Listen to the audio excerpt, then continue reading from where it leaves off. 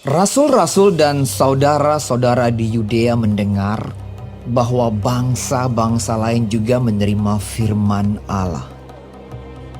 Ketika Petrus tiba di Yerusalem, orang-orang dari golongan yang bersunat berselisih pendapat dengan dia. Kata mereka, Engkau telah masuk ke rumah orang-orang yang tidak bersunat dan makan bersama-sama dengan mereka. tetapi Petrus menjelaskan segala sesuatu berturut-turut. Katanya, Aku sedang berdoa di kota Yope. Tiba-tiba rohku diliputi kuasa ilahi dan aku melihat suatu penglihatan. Suatu benda berbentuk kain lebar yang bergantung pada keempat sudutnya diturunkan dari langit sampai di depanku.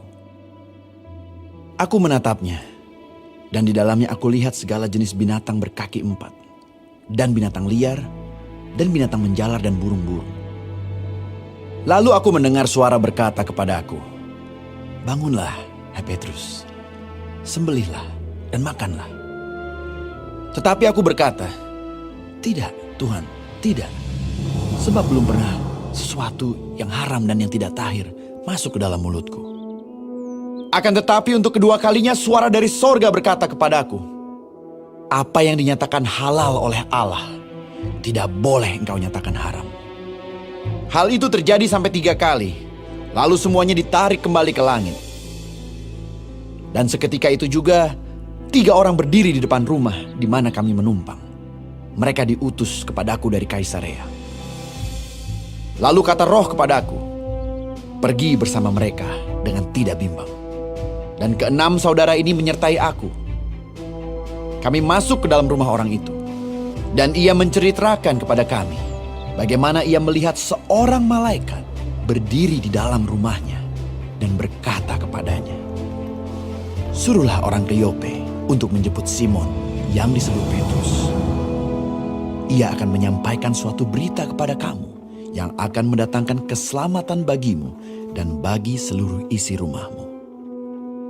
Dan ketika aku mulai berbicara, turunlah Roh Kudus ke atas mereka, sama seperti dahulu ke atas kita. Maka teringatlah aku akan perkataan Tuhan. Yohanes membaptis dengan air, tetapi kamu akan dibaptis dengan Roh Kudus. Jadi jika Allah memberikan karunia-Nya kepada mereka, sama seperti kepada kita pada waktu kita mulai percaya kepada Yesus Kristus, bagaimanakah mungkin aku mencegah dia? ketika mereka mendengar hal itu, mereka menjadi tenang, lalu memuliakan Allah. Katanya, Jadi kepada bangsa-bangsa lain juga Allah mengaruniakan pertobatan yang memimpin kepada hidup. sementara itu banyak saudara-saudara telah tersebar karena penganiayaan yang timbul sesudah Stefanus dihukum mati.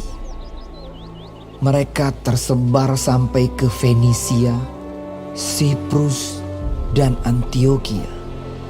Namun mereka memberitakan Injil kepada orang Yahudi saja. Akan tetapi, di antara mereka ada beberapa orang Siprus dan orang Kirene yang tiba di Antioquia dan berkata-kata juga kepada orang-orang Yunani dan memberitakan Injil bahwa Yesus adalah Tuhan. Dan tangan Tuhan menyertai mereka dan sejumlah besar orang menjadi percaya dan berbalik kepada Tuhan. Maka sampailah kabar tentang mereka itu kepada jemaat di Yerusalem. Lalu jemaat itu mengutus Barnabas ke Antioquia. Setelah Barnabas datang dan melihat kasih karunia Allah, bersukacitalah ia. Ia menasihati mereka supaya mereka semua tetap setia kepada Tuhan. Karena Barnabas adalah orang baik, penuh dengan Roh Kudus dan iman. Sejumlah orang dibawa kepada Tuhan. Lalu pergilah Barnabas ke Tarsus untuk mencari Saulus. Dan setelah bertemu dengan dia, ia membawanya ke Antioquia. Mereka tinggal bersama-sama dengan jemaat itu 1 tahun lamanya, sambil mengajar banyak orang. Di Antiokialah, murid-murid itu untuk pertama kalinya disebut Kristen. Pada waktu itu, datanglah beberapa nabi dari Yerusalem ke Antiokia. Seorang dari mereka yang bernama Agabus bangkit dan oleh kuasa Roh yang mengatakan bahwa seluruh dunia akan ditimpa bahaya kelaparan yang besar. Hal itu terjadi juga pada zaman Claudius. Lalu murid-murid memutuskan untuk mengumpulkan suatu sumbangan sesuai dengan kemampuan mereka masing-masing dan mengirimkannya kepada saudara-saudara yang diam di Yudea. Hal itu mereka lakukan juga, dan mereka mengirimkannya kepada penatua-penatua dengan perantaraan Barnabas dan Saulus.